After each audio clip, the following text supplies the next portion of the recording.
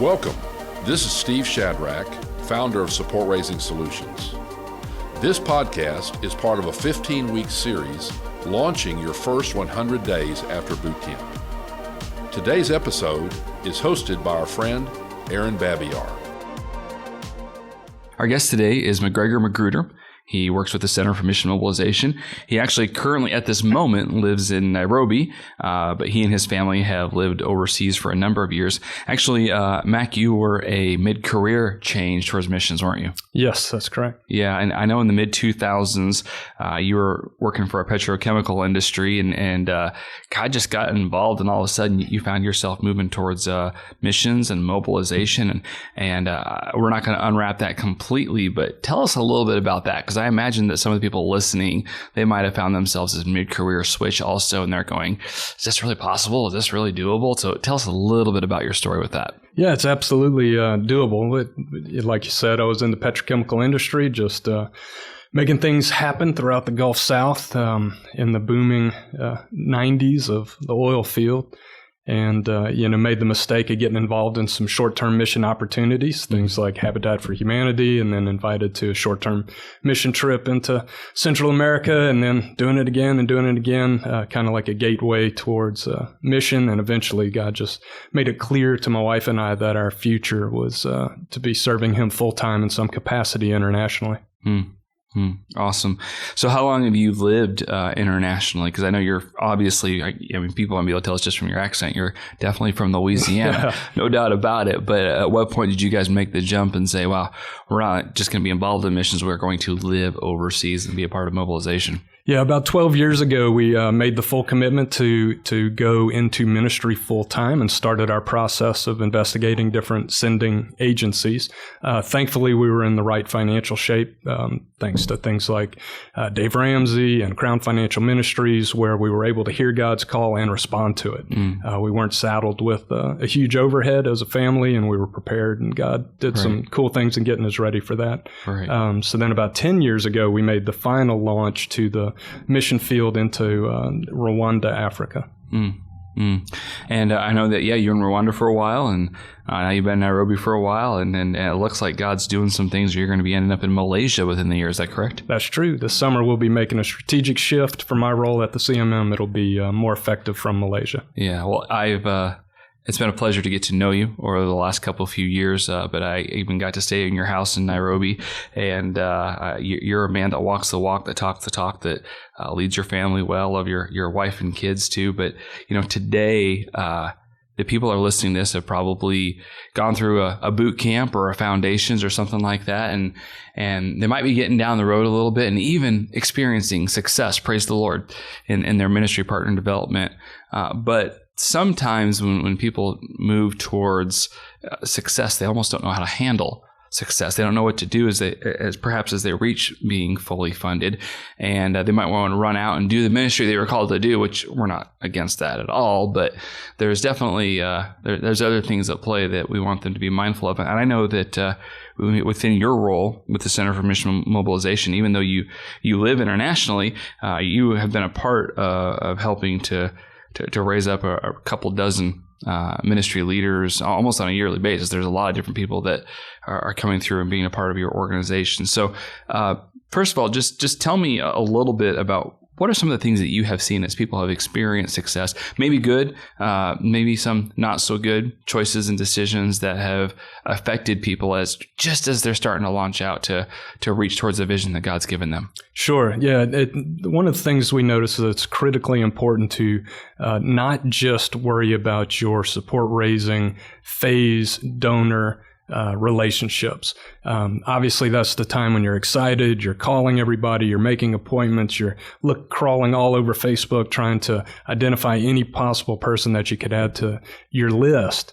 But don't forget those folks. As you start to achieve success and eventually reach full funding, and then you're launching towards your ministry assignment, those are the people that got you there. God put them in your life for a special reason. Yeah. And part of that is a ministry in and of itself, that you will develop now this MPD process, this ministry partner development process. And you will continue to love on those folks. You will minister to them. Your newsletters will show them what they're involved in. They are being mobilized as senders. And it's critical that you continue to maintain that relationship, seek out their prayer needs, and just keep a constant flow of positive information to them and from them in your relationship.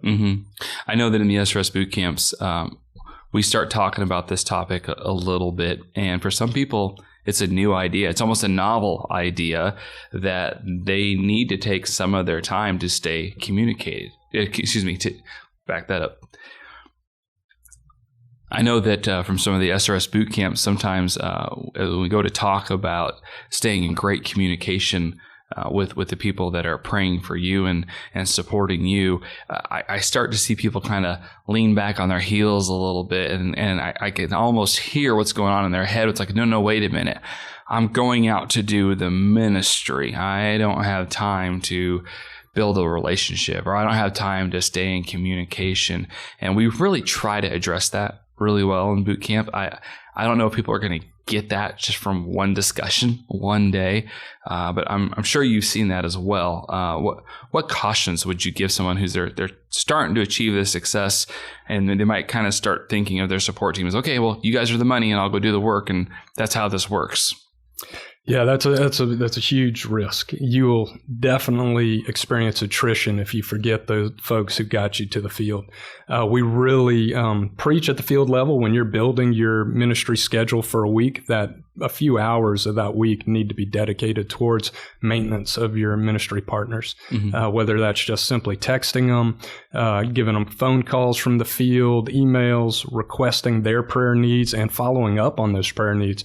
You may be praying for somebody's spouse who's in the hospital, and you forget to follow up and ask what's going on, how that progress, what kind of progress they've made, what's going on in life, and how you can continue to pray for them. It's a critical area.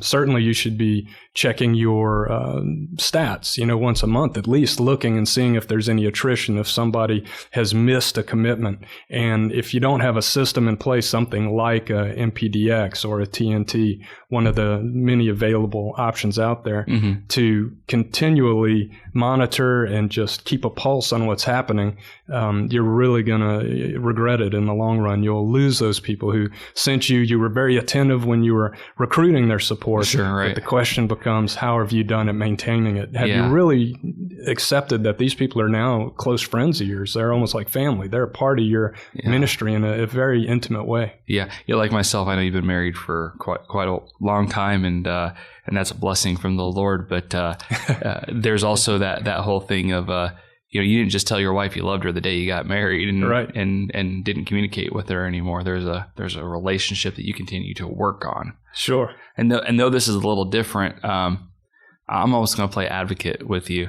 for a second, a negative advocate, so to speak, and just throw some excuses at you, and you can have fun with how you would answer that. But Mac, you don't understand. I live overseas. It's a different time zone. I just can't connect with people.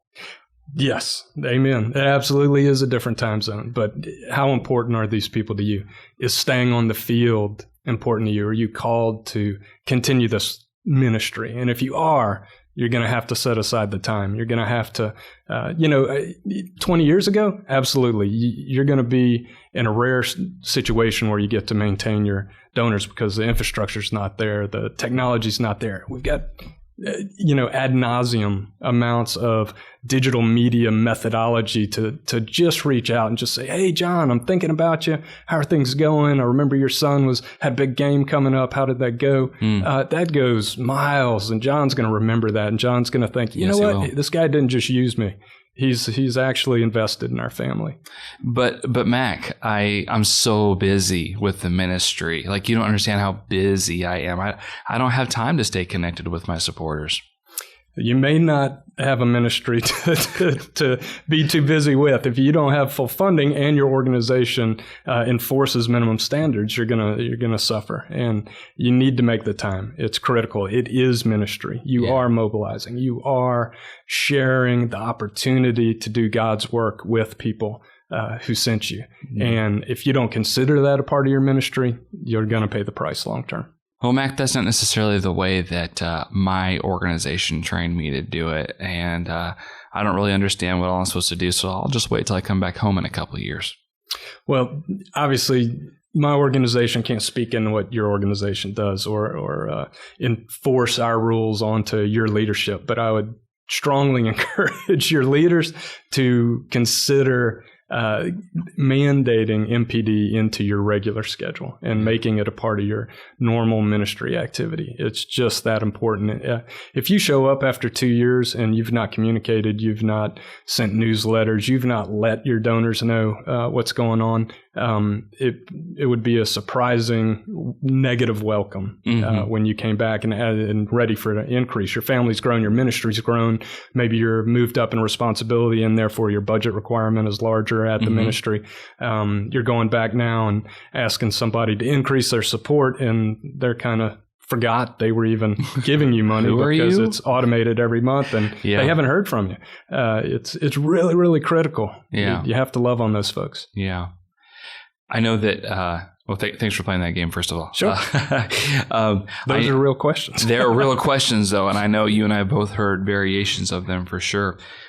Let's dig back in, and you started going down this other road a little while earlier. What does that practically look like time-wise for someone? Because I think the inherent threat people assume, which is often wrong, is, wait a minute, I'm going to be spending 70, 80, 90% of my time. I'm going to spend 3-4 days a week doing support raising. Or they go, oh, I know what I'll do. I'll just spend a day and do this like once every 6 months, and then I'll be all caught up. And so I don't know that a lot of ministry workers have seen great models. I mean, obviously there are some great models, but I've been more exposed to people who haven't seen good models when it comes to staying connected than the other way around. So, as people come to you and they're new with the Center for Mission Mobilization, or maybe it's just a part of your coaching process, feel free to be as specific as you'd like. But what are you telling new leaders to do to make sure that that connection isn't just haphazardly maybe happening, but it's an intentional thing where they're not just staying connected, but they're praying for the people on their support team. They might be opening social media just to go like their video of their kid playing the basketball game or whatever else, but it's happening on purpose. How do you coach that? How do you train that? What do you recommend? And feel free to share specifics. Okay, sure. Yeah. This is one of those things where leading by example is an important standard, and helping staff, particularly new staff, kind of follow along and be mentored in this process. So I'm open with it. Anybody can come sit in as I'm doing my weekly touch point. And essentially what I do is I review, I personally use MPDX, but whatever software your organization prefers to use, I like to set aside time every week. I open that up. I review where we are month to date compared to last month's. I see if there's any anomalies. Has somebody fallen off? Has somebody increased or made an extra special ministry offering? And I ensure that I communicate with either side of that immediately. Good. Absolutely jump right on top of anybody who's given extra or who has for some reason fallen off. And I don't let anybody go 2 months without a touch point that has missed a commitment. All right. So I just want to clarify that really quickly. Somebody's missed a commitment. You don't let that linger out there and pray for 9 months, 10 months, 11 months, 12 months. You might give it a month to see what happens. But once you get into that second month, you might be like, well, now wait a minute here.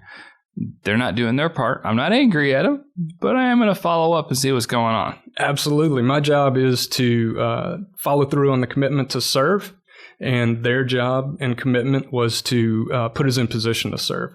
And if somebody has missed that commitment, I'm not going after them in some sort of, hey, you missed, this deal. What's going on? It's a concern thing. There might be something going on in their family and their life that has distracted them from this commitment. It could be as simple as their credit card expiration date has changed and they've got a new card now, or they had fraud on their card and so lots of things got canceled and they just have too many things to keep up with. Our friends in America are so busy that we totally get it from the field side, that they are distracted. There are so many things going on that my job is to just touch base, make sure everything's okay with them, remind them that looks like, the commitment is kind of falling through this month. Is there anything I can do to help with our finance department to make sure that it's processing properly? Right. And it could simply be, I thought we sent that check, but maybe we didn't. I'll check with my wife. I'm just going to interject here. You're the chief financial officer of you. Yes. Amen. You're making sure that everything's working well. Absolutely. Okay, now time, again, it's a real concern for people. And so I think in some people's minds, they're thinking, man, how much time is he spending managing all this? And it's been my experience, it's nowhere near as much time as what people think it's going to, as long as they're intentional about it. So what do you think would be average for you or to those that you coach and train on this? Yeah, I might spend half an hour a week, and that would be, unless I'm doing a newsletter. A newsletter, I'm going to spend intentional hours to make sure it is clear, that it's positive, that there's no whining in there, that I'm not belly aching about funding. It is going to be a professional representation of my service to God in the field, and that I am thankful for the people who are allowing me to serve that way. Yeah. So I want a top-notch product going out, and that's where I'll put my real time. So you might pick a half an hour on just like specific direct text, email, maybe even phone calls, sometimes video calls. You might spend a half an hour or more on that each week, but then also you're spending a lot of time on newsletters. So what I've heard from several people who are fully funded and like yourself have remained fully funded for a long time is that it ends up taking, by the time they work on the newsletter and all that stuff, it's more like a few hours a week, composite altogether. Total, yeah. Does that seem accurate? Yeah, absolutely. So the half hour a week type deal, I'm pulling up my software, I'm reviewing things, and I'm starting to do my touch points. In there, I've got every one of my contacts. I've got the information of the last time that I was in communication with them. And so I very clearly am able to, at 30 minutes, how many emails and texts can you shoot out? A ton, right? Right. And if I'm calling somebody from overseas, even though I'm using a voice over IP and it doesn't really cost anything, my donors still think through this like, it must be really difficult for you to call. So let's just make it, just a 5-minute phone call. Right. Well, in 30 minutes, you can get 6 of those going. And it's really special. It is super them. special. You and I both know a lot of people that live in places that aren't the U.S., but a lot of people don't. In fact, you might be the only person they know living in Nairobi. Absolutely. So to get a phone call from you, that's a highlight. Yeah. Far away. So in a month, you definitely are averaging, say, 2 hours a week maximum.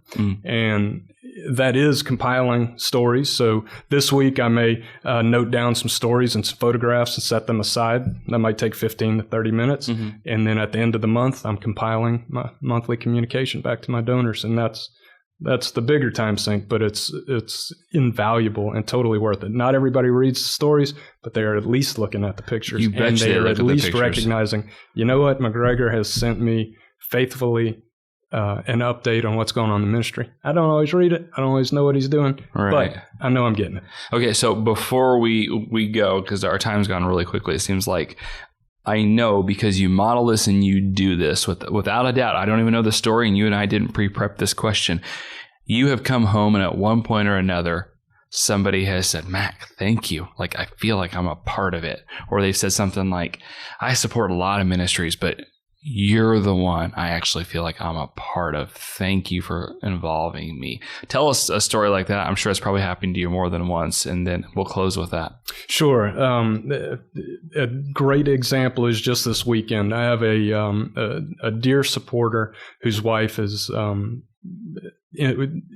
dealing with a terminal cancer situation, and he is very, very vocal and expressive and thankful for the fact that I consistently reach out to him. And when I'm on my home leave or I'm passing through Louisiana between some sort of ministry meetings, I make it a point to see them. And it's with verklempt tears that they express how special it is to know that somebody so far away who is doing so, in their minds, doing so much for the kingdom of God, remembers the situation that they're in. Yeah. And it's super powerful. It is so encouraging for your donors to know that you're aware of them. Yeah. And by the way, it also can help you feel a little less lonely in the field because you know they're praying for you and they know you as well. And yeah. I know you've experienced that too. Well, Mac, just for you, I'm going to say go Tigers because I know that means a lot being an LSU guy. But my friend, thank you for joining us today. It's been an honor and a privilege to have you sit down.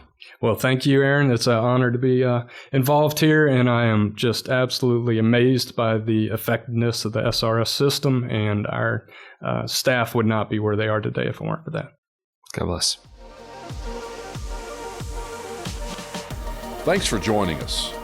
We encourage you to listen and subscribe to the SRS podcast that answers questions and dives into topics relevant to ministry partner development. For more resources, browse our website, supportraisingsolutions.org.